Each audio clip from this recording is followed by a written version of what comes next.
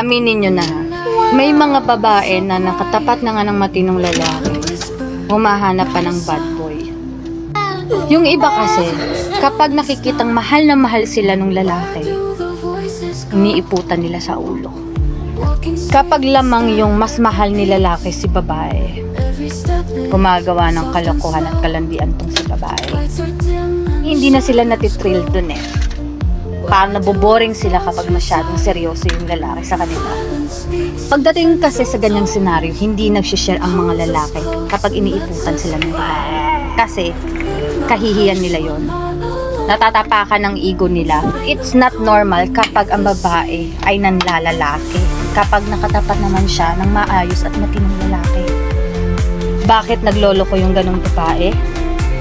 Gusto kasi nila dun sa sasakit yung ulo nila. Mas gusto nila matrill dun sa mga lalaking hindi naman talaga seryoso sa kanila. Ang lalaki, normal lang yan ng mga babae.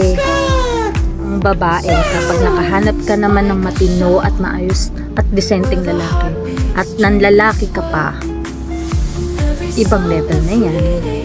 Yung mister mo, at halos ang bait-bait na kahit nagloko ka pa tinatanggap ka pa rin. Biyang swerte mo.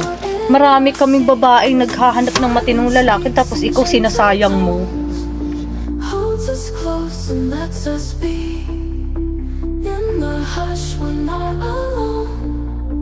Find the calm beneath the sea.